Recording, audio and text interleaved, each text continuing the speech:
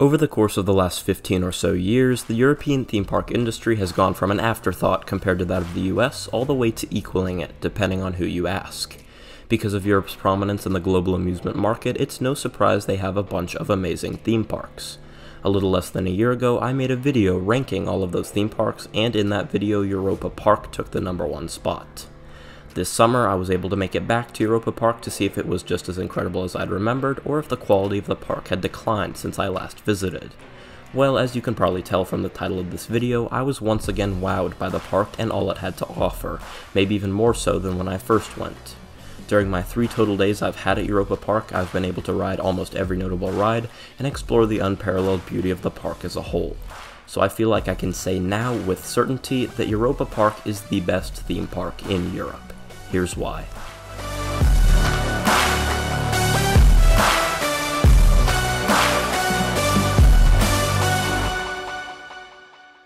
In case you're unfamiliar with Europa Park, here's a quick rundown.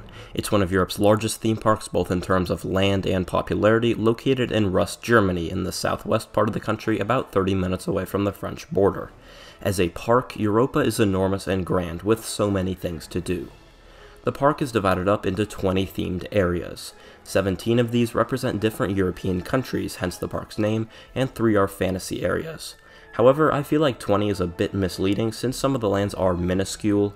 Take Liechtenstein, which is home to a family balloon ride and literally nothing else. But I guess it's accurate when you take the size of Liechtenstein, the country, into consideration. Anyway, when I visited in 2023, the park was home to 19 lands. The 20th opened earlier in 2024, and it contained a ride I knew I needed to make it back to Europa Park for.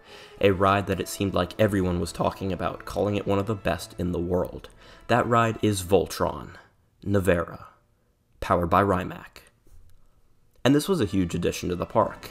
See, there are lots of things that Europa Park has always done well, which is why it was my favorite park in Europe even before this year. So before I get to Voltron and its impact, I think it's important to first establish just how incredible these other factors make Europa Park on its own. First off, and one of the primary things that makes a park great, the rides. Europa Park has an absolutely enormous collection of attractions, from thrilling roller coasters to immersive family experiences everyone can enjoy. Usually at a theme park, even a big one, there's a maximum of 10 to 15 attractions that are worth doing. At Europa Park, that number is doubled. The sheer number of dark rides alone propels Europa's overall ride collection to one of the best in the world. You could be walking down a pathway, see a tiny sign for a little dark ride, and when you get on it, it'll be immaculately themed, immersive, and an amazing overall time. This happened to me many times, and it's honestly incredible how many good rides this park is home to. With these great rides, and also considering how many people Europa Park draws in, it'd be reasonable to assume that you'd have to wait quite a while for them. But this isn't true, due firstly to the quantity of attractions that spreads people between them, but more importantly to the operations. Europa Park has the best operations I've ever seen. Lines for major coasters never seem to stop moving, and lines for other less popular rides are non-existent because of the pace people get cycled through here. Many of their attractions utilize moving loading stations to ensure a consistently high capacity, but even the rides that don't use them have some of the fastest dispatches in the world. And this speaks to how well run the park is as a whole. All the team members are nice, all the areas are well kept, anything negative operations-wise I could possibly use to nitpick any other park isn't a problem here. Europa Park's solid what it needs to be solid in and shines in its other aspects. One of those other aspects, and probably the most obvious, is the theming. Europa Park's theming is second to none.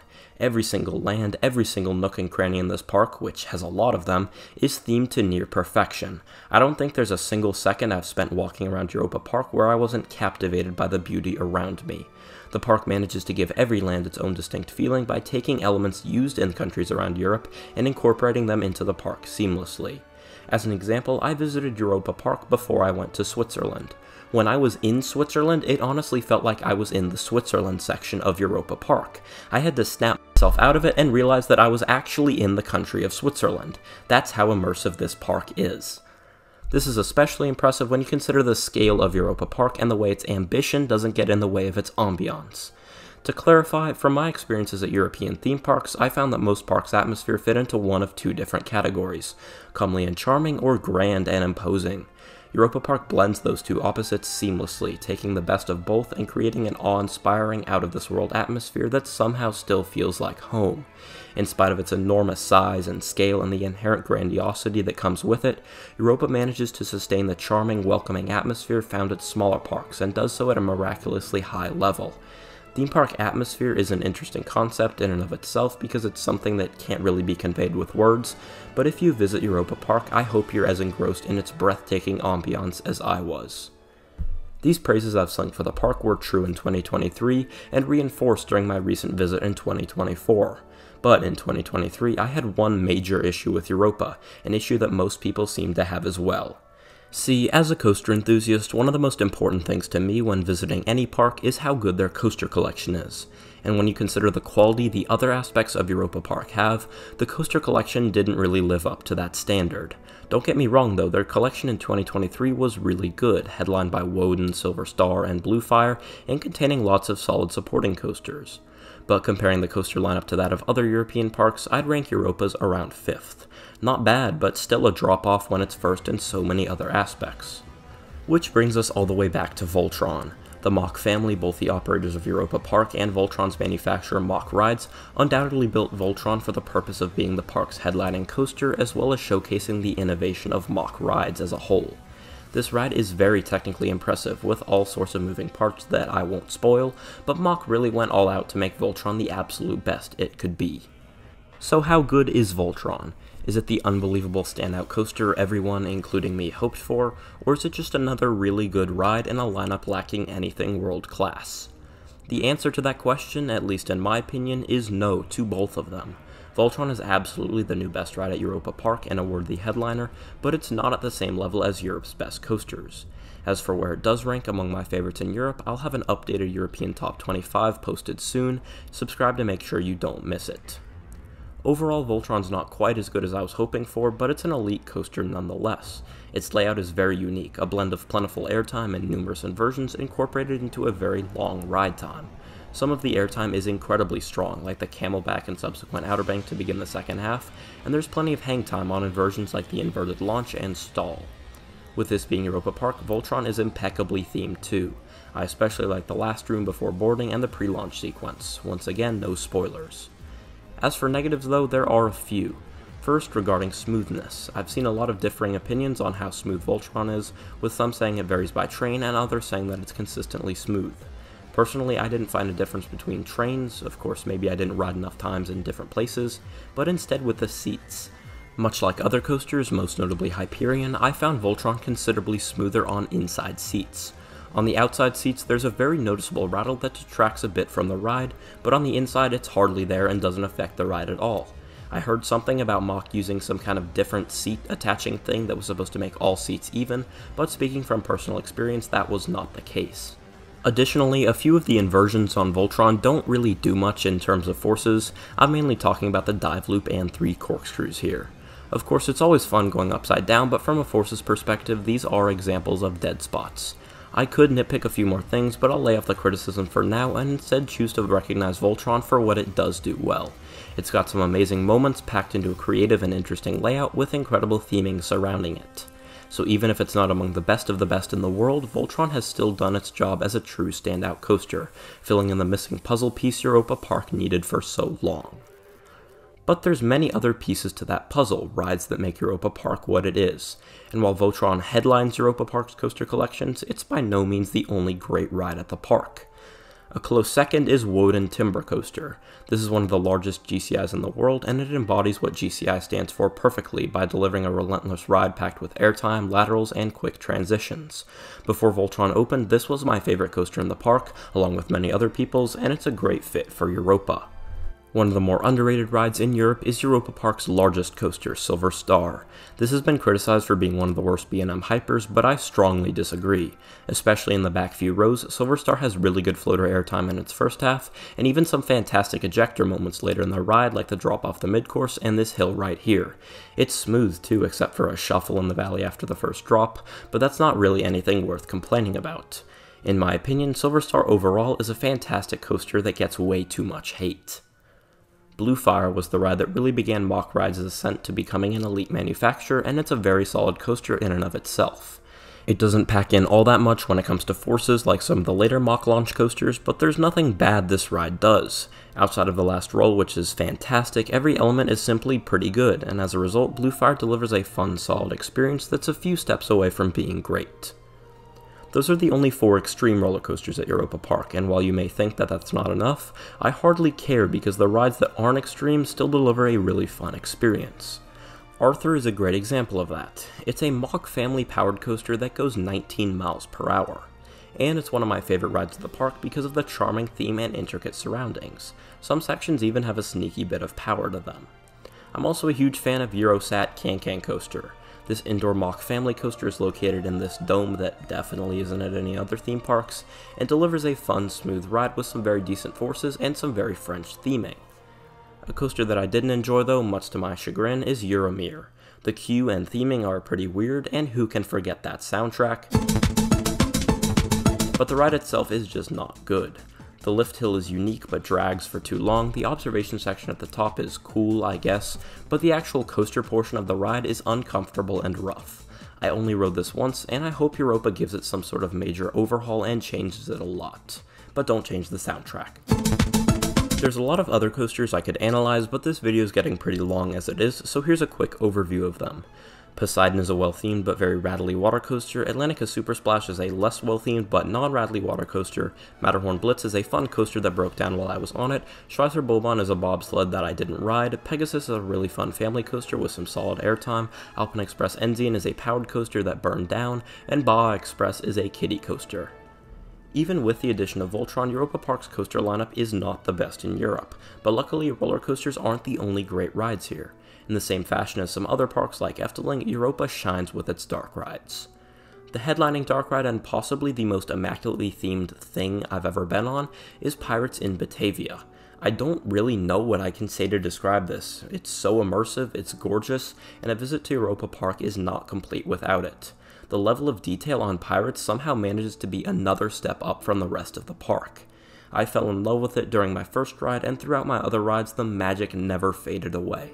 To be honest, I usually much prefer roller coasters over dark rides, but the dark rides at Europa are simply that good. And it's not just Pirates in Batavia that's incredible.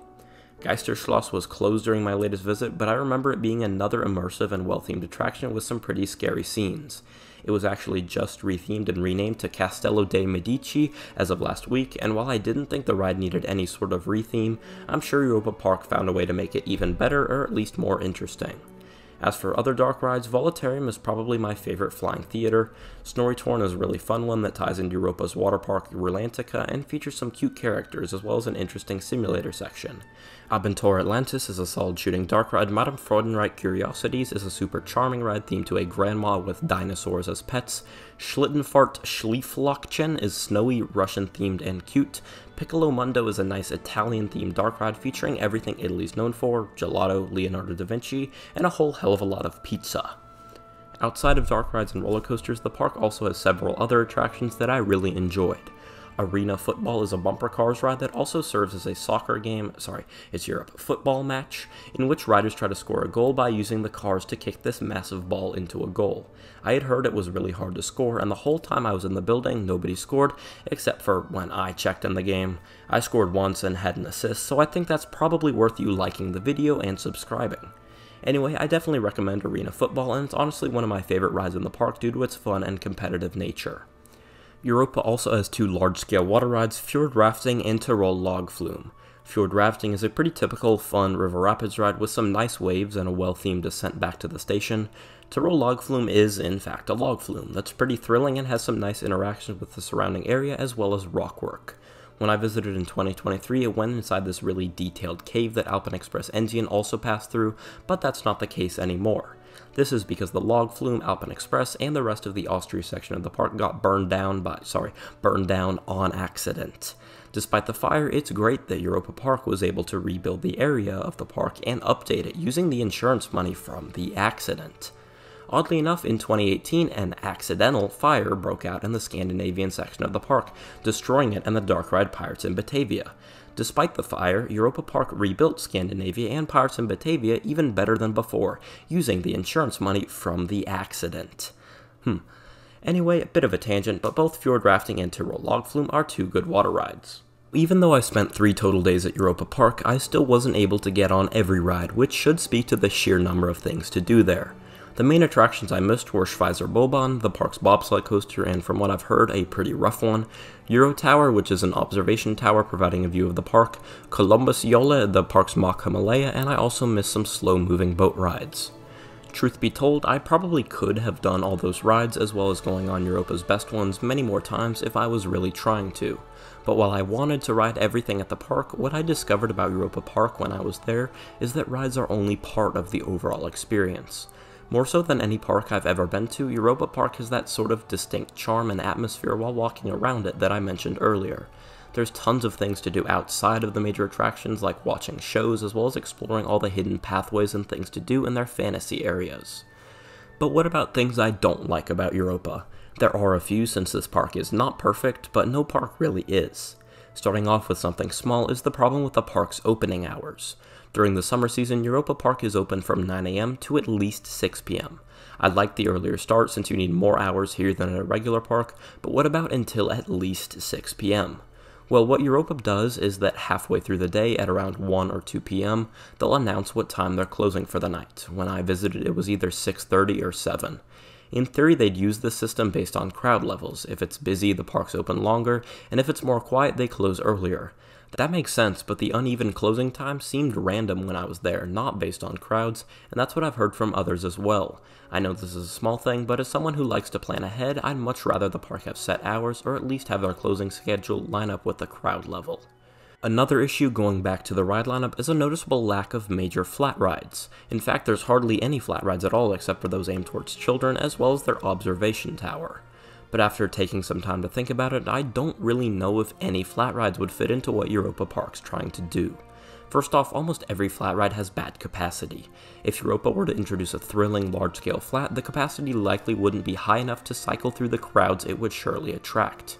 In addition, it's hard to theme flat rides. Aside from a few drop towers like Mystery Castle at Phantasialand and Tower of Terror at Disney's Hollywood Studios, there's not many well-themed flats in the world at all.